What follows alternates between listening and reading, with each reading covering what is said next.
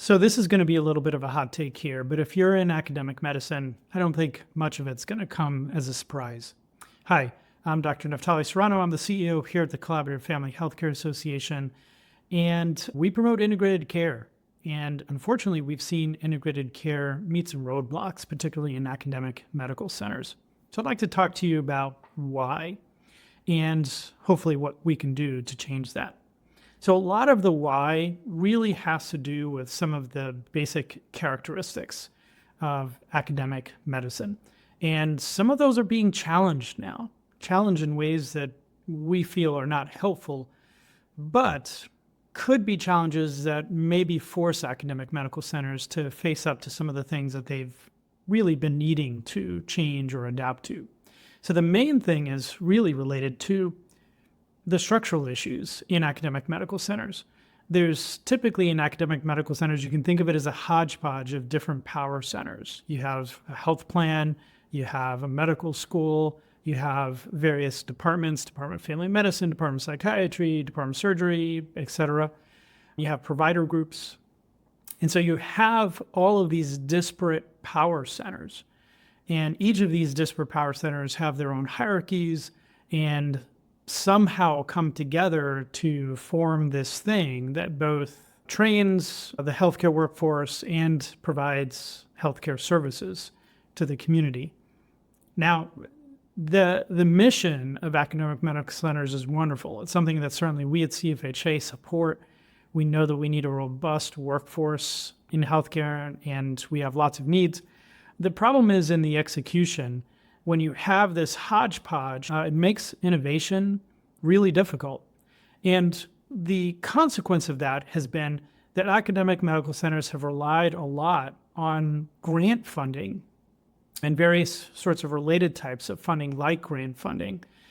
I think philanthropy is another example, to innovate, right? So the innovation is not necessarily coming from the university and its structure.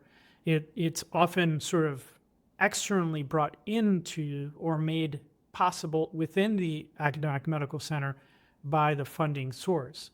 And that's why you end up with basically a lot of people who have part of their salary paid by that entity in the university and part of the salary paid by that entity in the university. And they find themselves with various bosses within the same institution, right? Normal businesses don't operate that way. But that's the only way the innovation can happen, because you get the grant funding and then, a portion of it goes there and a portion of it goes there. And that's just how academic medical centers run. Now, a lot of that funding is drying up. And that is forcing a lot of these departments to look at each other and say, well, who's going to take this person's salary? You, us, we don't want to take it, right? And that's just an example of how innovation is coming from that external source. With integrated care specifically, we've run into this because you don't always have a grant available for an integrated care position, whether you're trying to integrate into your primary care, into your family medicine or your internal medicine service, or even to your emergency department or any of your specialty clinics, right? It takes a grant to make that happen. And then what we found is that a lot of times when that grant runs out, that the different powers that be are not prepared for it. First of all, they don't have a contingency plan for what to do when that position's grant runs out. And then a lot of times the services run dry. Sometimes they are eliminated. Sometimes they're highly truncated, and there's no real growth plan for the integrated care service beyond the life of the grant. So that's just a function of academic medicine, and I'm sure there's lots of other areas other than integrated care that could say the same thing about this issue. One of the other things that's related to that dynamic or that set of characteristics of academic medicine is simply the organizational structural issues. So I talked to you about how people can have different bosses in different departments. That lack of organizational hierarchy development that aligns with a strategy is a really big issue with integrated care, because integrated care is not something you can just sort of throw into clinical service delivery once and let it go. It's something that requires development, nurturing, evolution. And evolution like that in development only happens in the context of a robust organizational chart.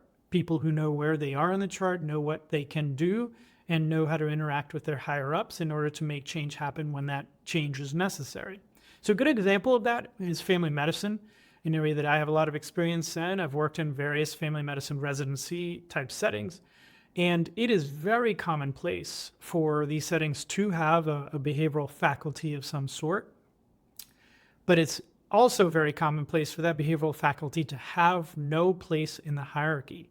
Do they belong to the residency hierarchy? Do they belong to the health plan hierarchy? Do they belong to the departmental hierarchy, the Department of Family Medicine?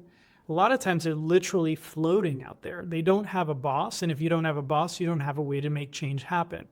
And so these positions over decades have really just remained unchanged, unevolved. Now, with integrated care, a lot of that sort of integrated care stuff has been thrown at these behavioral health faculty in these family medicine residency settings, but without any sort of time to do it, without any sort of direction or expectations other than just do it, right? There's no plan, there's no leadership, there's no understanding of growth. Like, is this one faculty person going to enact the entire integrated care program at the clinic?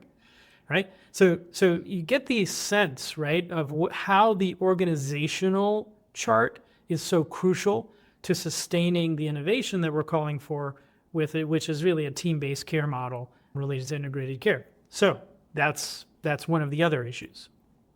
So what can we do about this? How can we improve this?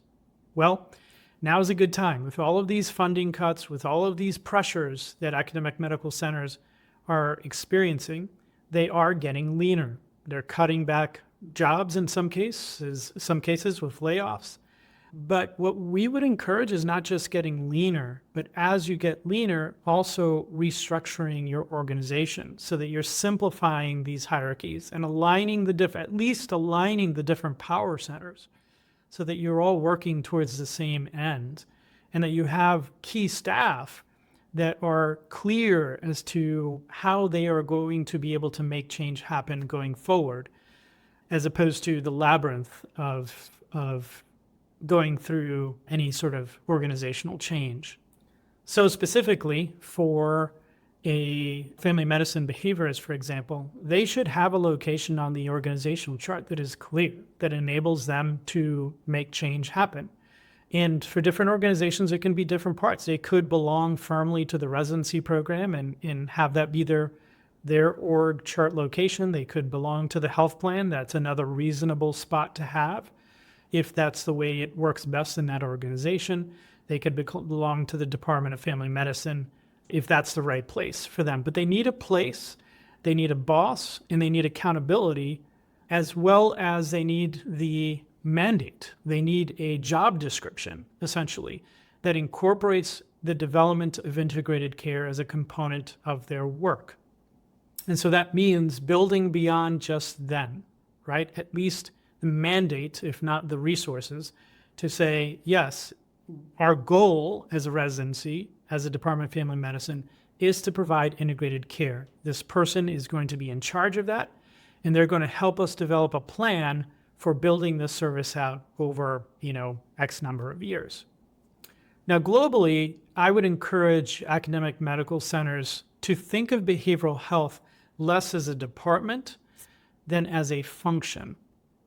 This is a really key distinction because if you think about behavioral health as a function, you're going to understand the power of behavioral health differently than if you divide it up, say, into a psychology department or a psychiatry department. The truth is that behavioral health's power is in integrating itself into each and every other of the healthcare service delivery pathways that you have. So if I was heading up an academic medical center, I would be both on the training side, wanting to think, how does behavioral health, how should it affect our training of our medical school residents, our PA students, our nurses, right? How should we think of behavioral health as a component of the curriculum, as a component of the experience that we're giving our trainees? On the healthcare delivery side, I'd be thinking, how do we integrate behavioral health into our ED, into our primary care clinics, into our specialty clinics, etc.? What is the best role for those folks in those areas? And then, of course, I would be thinking where in the organizational hierarchy would we put the people working in these roles, and how do we provide oversight over those folks so that that function is something that we are monitoring, holding accountable as an organization. Right now, the status quo is this sort of function is hidden away in a department somewhere, and that department is really completely separate from everything else that's going on. So those are my recommendations. What do you think? Am I on the right track? Are we on the right track in terms of how we're thinking about this? Either way, we're rooting for academic medicine. It might sound like we're ragging on academic medicine here, but we're actually rooting for it. We know we need robust academic medical centers that are innovating and that are leading the charge to develop a workforce that understands what team-based integrated care needs to be. So we want there to be success. We hate what's going on right now in terms of the many pressures that academic medical centers are enduring, but we also think this is an opportunity for positive change if academic medical centers really take the opportunity. Thanks for listening. I'm Dr. Naftali Serrano.